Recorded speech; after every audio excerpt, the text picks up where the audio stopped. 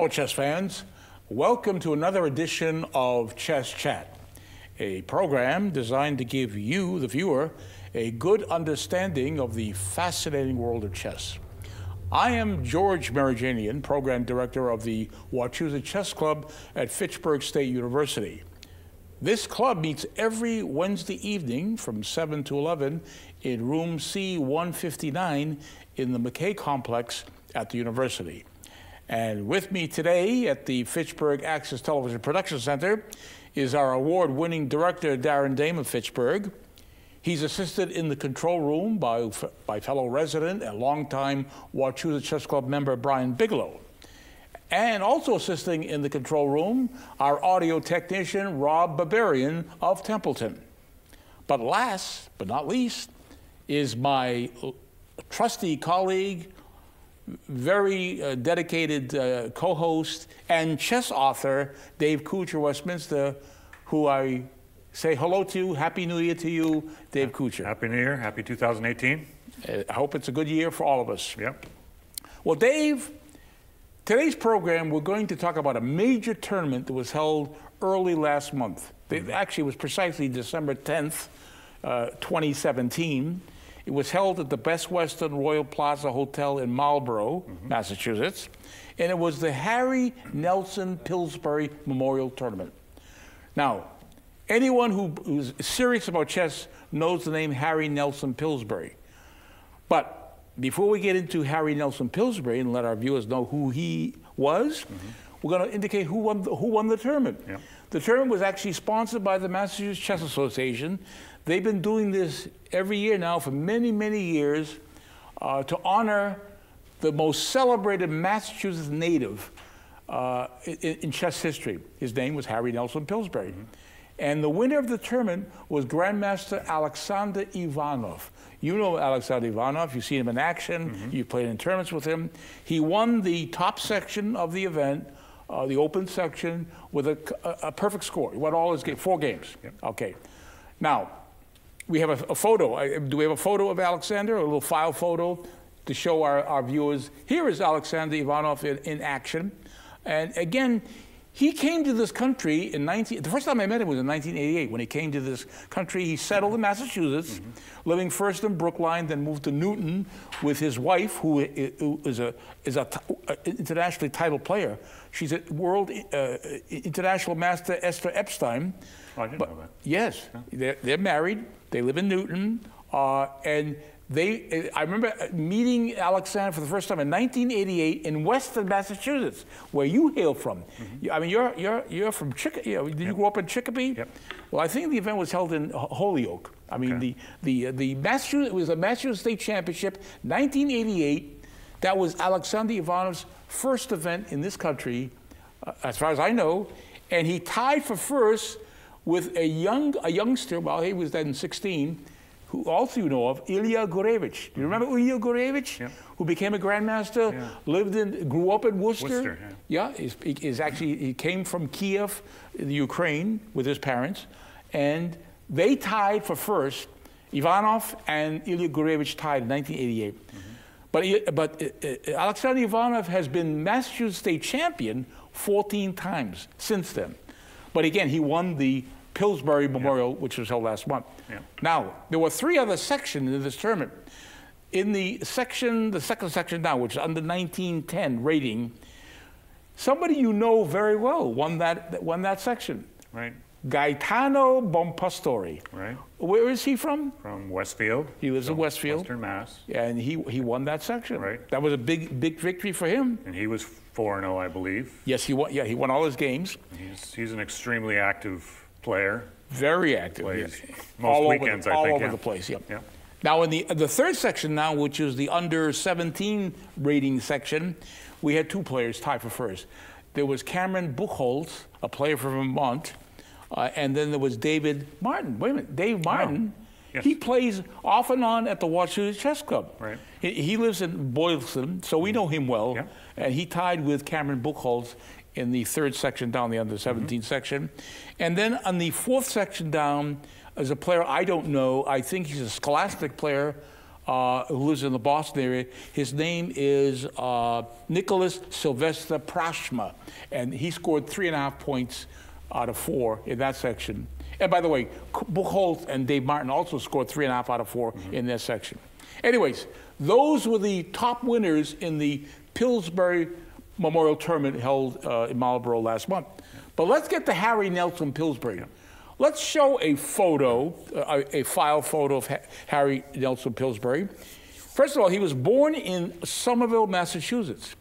It was December 5th, 1872, when he was born. And he made his name in chess in 1895. You know what happened in 1895? I don't. Okay. He went to England. He was sponsored, I believe, by the Brooklyn Chess Club. Because he actually, when he was in early 20s, he moved to New York to play more chess. But he left Somerville, went to New York, and he was sponsored to play in a big international event in Hastings, England. And you know who was there? Some of the top players in the world. In fact, it was considered the strongest international tournament at the time. You had world champion Emanuel Lasker, former world champion Wilhelm Steinitz. You had the great Russian player Mikhail Chigorin. You had Siegfried Taraf in Germany. You had the cream of the crop in chess. People who saw this American come to Hastings said, what does this guy do? Yeah. This guy has no chance whatsoever against all these great European players. Pillsbury won the tournament. He won the Hastings tournament of 1895. Right. And that was so spectacular that made news in this country. Yeah. Our Fitchburg Sentinel, our Sentinel that was which actually dates from 1838, that's when the first edition to Sentinel, December, in their September 3rd edition, September 3rd, 1895, news of Pillsbury's victory in Hastings was reported in the Fitchburg Sentinel. That's how spectacular his victory was. Yeah, and he went on to to become U.S. champion. He won the U.S. championship in 1897, and he held it until his death in 1906. He died young. Yeah, he died at the age of 33. He was only 33 and he died. But you know what he did? What he was known for? Exhibitions. Not only was he played in tournaments, but he loved playing in chess exhibitions where he not only played chess, but he also would play checkers and a game of whist on the side. Really? And then he would impress the spectators with his memory. He would memorize long words. They give him a whole list of long words at the beginning of this exhibition, and he could recite at the end all those long words. Now, one of the exhibitions he gave was in Brooklyn, New York, 1900. It was a 12-board simultaneous exhibition. Blindfold. He's playing 12 players. One of the players he played was a fellow by the name of Clarence Howell. Clarence Howell was a strong player who became New York State champion in 1909, a year before Capablanca won the New York State Championship. And he played Howell in this exhibition, and that's the game we're going to present to our viewers, because this is a brilliant game by Pillsbury. Yep. Okay, so the exhibitor, Pillsbury, had white on all the boards. So what did he open up with in his game against Clarence Howell in this exhibition? It was with pawn to e5. E4, okay, E4? E4, sorry. Okay, right, okay. You give me a clue for my move, okay, as black. So E4, an excellent opening move, as we all know. Yep. And Howell, black, responded with the pawn on E7, goes to E5. So E5 is his reply. Yep. Okay, so what does Pillsbury do now on his second move? On his second move, he plays a move that was a lot more common back then than it is now. Knight to C3. Right. It develops a piece, brings a knight into the game, but it's not an aggressive. I mean, it's not. It doesn't threaten anything. It's not attacking anything. Yeah. The most common move nowadays is knight F3, which attacks the pawn. Right. Pretty much limits black's options. Right. So you see very few players who would ever play knight C3. But I would like to take note that my very first co-host of this program. But again, Chess Chat started in October 2006. Okay. My first co-host was Martin Lane. Yep. Martin Lane would play this. This Yep. this was in his repertoire. Yep. He played this very frequently in his games at the club and also in tournaments elsewhere. Right. Now this has a name. Right. This actually, in chess, all these opening moves or defenses are played have names. What is this known as? This is the Vienna game. The Vienna game. Now, why is it called the Vienna game? Well, I will tell our viewers and you. There was a player by the name of Karl Hampe. Karl Hampe, who was a mid-19th century player. He happened to be a senior government official in Vienna. He did a lot of analysis and research on this opening. And in the early days, if you were to find old books on chess that actually talk about this opening, a lot of these books you'll find is known as the Hampe opening. Okay. And a lot of players don't know that. This was the Hampe opening. Eventually they said, let's give recognition to the city of Vienna, because other Viennese players started playing this move that Hampe actually did analysis of. Yeah. All right, so what Howell did in response to knight c3, now he could have played knight f6, which would be a good response. There's a lot of good responses. I think that's actually probably the most common reply to knight c3 is knight f6. But Howell played knight c6, so he's just mirroring, what Pillsbury is doing. All right, now comes move 3. What now? Move 3 plays pawn to f4. Okay. So back in those days, pawn to f4 was very common, either the second move or, in this case, the third move. Right. Because it leads to very tactical It's positions. offering a gambit. Here we have an opportunity for it's a gambit. He's offering a pawn, and that was actually considered the thing to do. Chess back then, during the Pillsbury period, and even previously during Paul Morphy's time, playing swashbuckling chess, aggressive chess, was considered the manly thing to do. Right. All right. Okay. None of this defensive, positional, Mickey Mouse stuff. They actually were aggressive. All right. So what Howell did, I think it was Wilhelm Steinitz, the first world champion. He said, the only way to refute a gambit is to accept it. Right. So that's the only way you're going to refute it is to accept it, and that's what Howell did. E takes the pawn on e4. E takes f4 was his move. All right. So how does now? What is the threat? Now, our viewers see the position on the board. What is the threat that black has after taking that pawn? Yeah. White has to worry about the queen coming down. H4. With check to H4. Okay. So how does Pillsbury, who's blindfolded, of course, stop that? Plays knight to f3. So he's developing the knight, and he's covering the h4 square. Okay, so no queen is going there. Right. Okay, so in response to knight f3, Howell, on his fourth move, plays g5. Look at this. g5. He's coming, protecting the pawn on f4, which could come on an attack, from the advance of a d pawn. So he's anticipating an attack on the f pawn by defending it right away.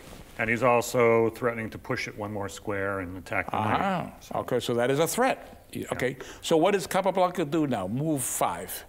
Pillsbury. Oh, sorry, Pillsbury. Yes. H4. Okay, so now wait a minute. Now we have a double attack on this G pawn, the knight and the H pawn. Now this has a name. This actually, in the chess world, this is known as the Hampe-Allgaier variation, or Hampe-Allgaier gambit.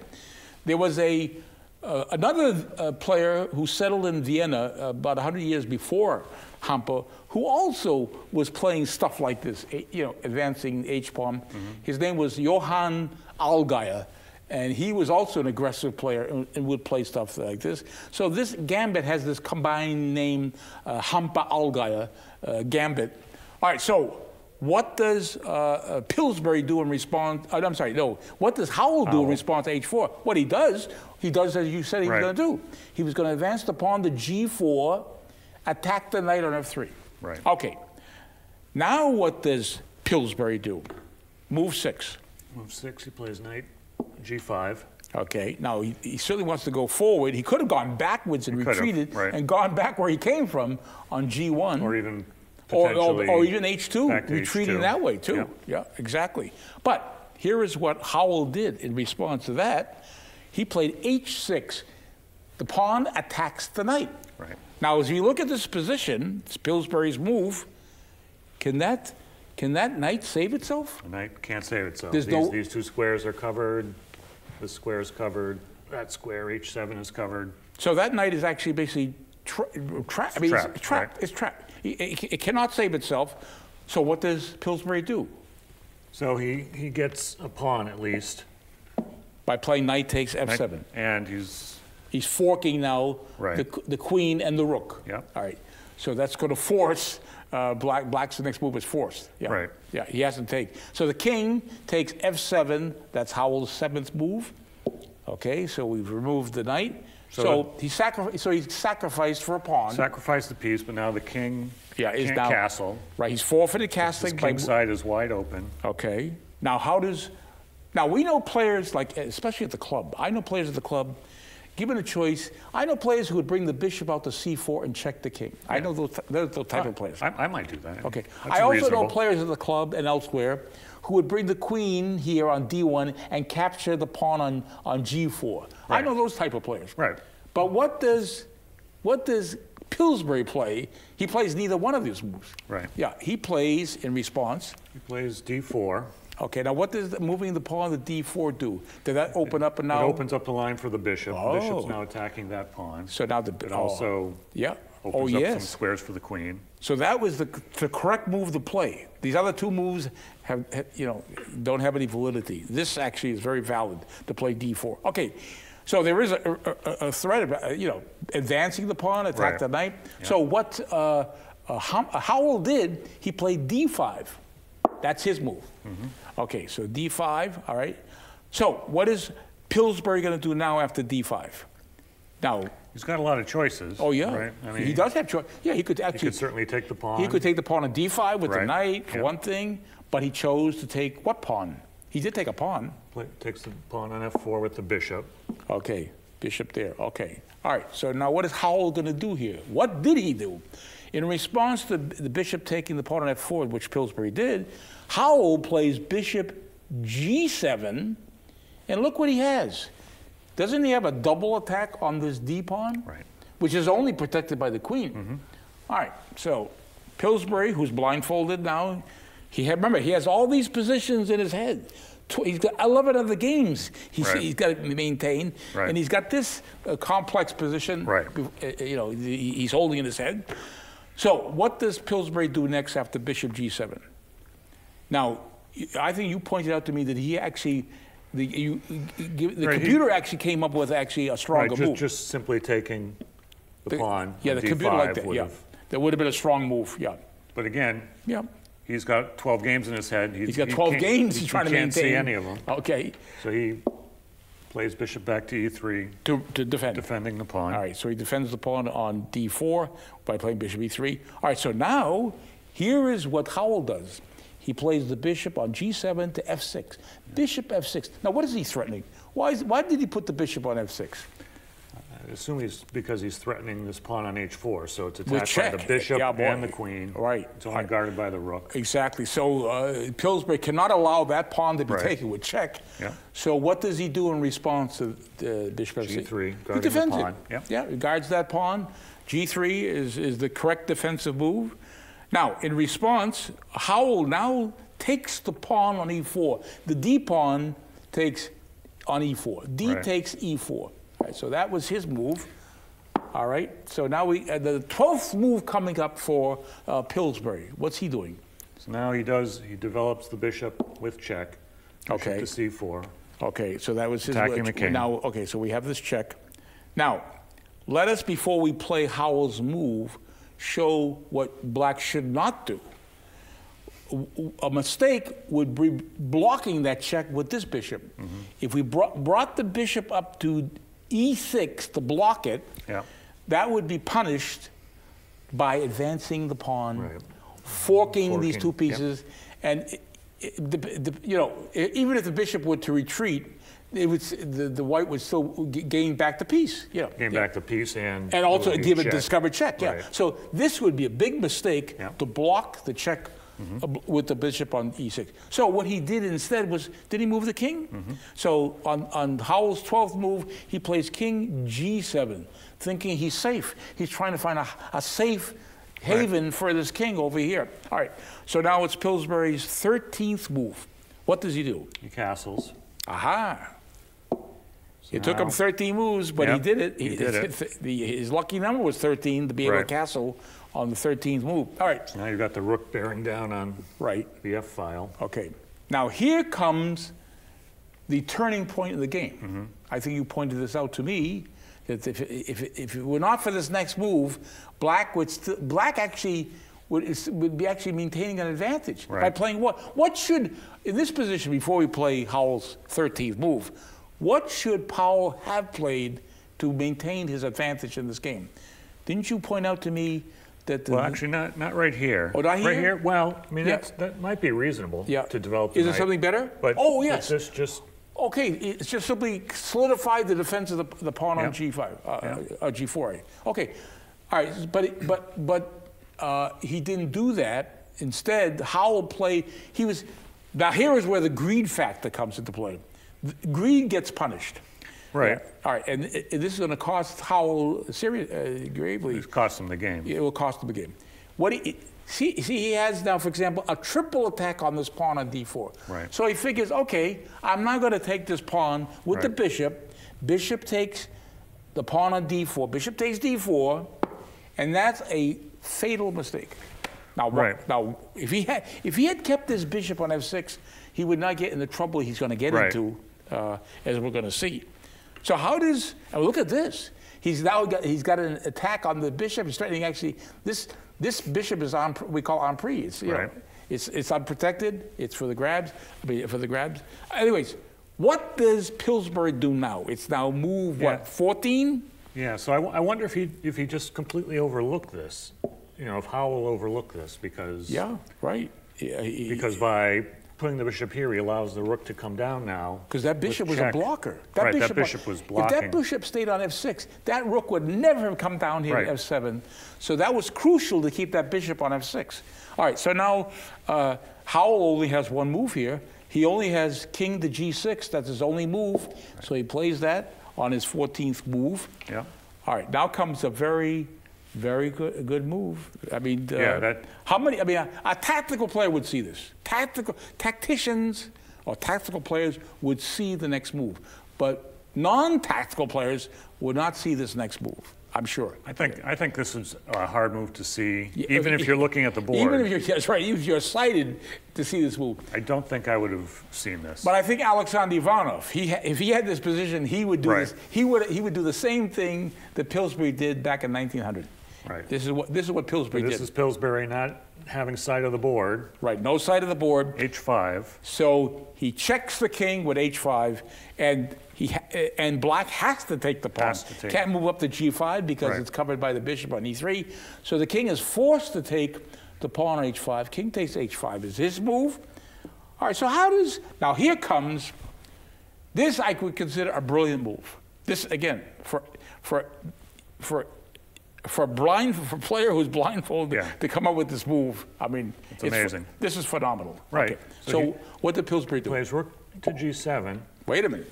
He moves the rook to G7, allowing this bishop to take the rook. Right. He's actually putting his rook en prise, allowing the bishop to take the rook with the bishop. But let's show our viewers why this bishop cannot take this rook. Let's do it.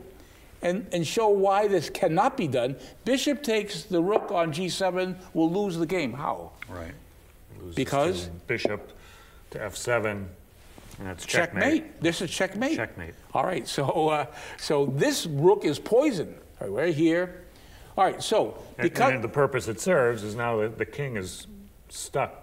Right. It's cut off, it's on the edge of the board, it has no place to move. And this threat is still there. The threat of bringing the bishop down to f7 with checkmate is still there. Right. So Howell anticipates, he's sighted. He's seeing what he has, how he has to defend. So he plays on his 16th move, knight on c6 to e5. Yeah. Knight e5. Now, by going here, he protects the square, but he also simultaneously is attacking the bishop that is threatening to go there. Right. All right. So what does Pillsbury do? This is a very complex position for both sighted and blindfold players. So in response to that, this is move now, what is this? Move 17, right. So 17 for white. Oh, I guess it's Pillsbury's move, right? Yep. All right. So what does Pillsbury do? Plays bishop takes d4. So he captures the bishop on d4. Bishop takes d4, okay. And, all right, so you know what Howell does? He said, wait a minute, I still want to stop. The bishop can't go there yet, but I'll bring my knight to g6 and have this as a blocker. Right. I'll have the knight on g6 block any check. There's no check now. Right. So knight is on g6. It's now Pillsbury's 18th move coming up. What does he do? So this is kind of a nice maneuver. Yeah. He plays king to g2. What is he threatening? And what is the threat? The point is he's opening up a line for the queen to come over and check. Okay. All right. So that is a threat. So in response to king g2. I guess you can point out that the other purpose of putting the knight here is it gives the king a potential escape square here. Okay, good. There is actually that attempt to escape. So that queen here is not checkmate right now. Right. Because he has an escape square. Okay. Now, here is what Howell did, and you have a theory on why he played this. Right. Okay. What Howell did, he played rook h7. Now look at this. He's actually, hey, it's basically leaving a rook en prise. But I think what Pillsbury wants to do is get this rook off this file. Yeah. But Pillsbury, did he take that rook? He did not. He did not take that rook. What he did instead was play what? Like we said, he brings the queen over to h1. That was his plan, by bringing the king up. So now, in response, before we play Howell's move, let's point out what if actually Howell, he didn't play this, what if he had played the king? Yeah, you talk about the escape square? Right. Let's bring the king to this square g5, right. Okay? But you know what's wrong with that? You know how white will win? Cannot this queen come up to h4, check? Remember, the knight can't take it because it's pinned, and this king only has one square. One square right this here, that's the only square. And now, look at that rook we haven't used. We haven't played all. This rook would come all the way over to f1, check, and if the king can't move. Right. And the king, the only move the block is here. Right. And then rook takes checkmate. And it'd be checkmate that way. All right. So let's go back to the position. Okay. So the king is here. King is here. Just right. Check. So the king doesn't move. What Howell played was knight h4 check. Oh, it's first check of Howell. Right. Remember, it was Pillsbury doing the checking. All right. So now it's check. It's check and counter check. All right. So what does Pillsbury do in response to knight h4 check? Plays queen takes h4 check. Okay. 3 checks in a row. And Howell's thinking he's getting out of something, getting out of. He probably saw what was coming. Well, he had to know he was lost here. Yeah. So after he played queen takes h4, what did Pillsbury do on the 21st move of the game? The move we talked about earlier, bishop to f7, and that's checkmate. That's checkmate. Yep. And this is the final position, bishop f7 mate, 21 moves. A phenomenal performance by Harry Nelson Pillsbury. Who couldn't even see the board. Who couldn't even see the board. And by the way, as I think I pointed out to you, and I want to point it out to our viewers, 2 years after that Pillsbury played this blindfold simul in Brooklyn, New York, he played 22 blindfold in Moscow, Russia. Yeah. Phenomenal performance. So chess chat fans, we hope you enjoyed the game that Dave and I presented to you. It was played by the most celebrated player that Massachusetts ever had, a native of Massachusetts, Somerville, Massachusetts, Harry Nelson Pillsbury. And by the way, we promise to bring you another exciting program next month, where I think we may do it on the Boston Chess Congress, which just got over yesterday in Boston. Guess who won it? Ivanov, right? Ivanov, Alexander Ivanov. Stay tuned for the next edition of Chess Chat.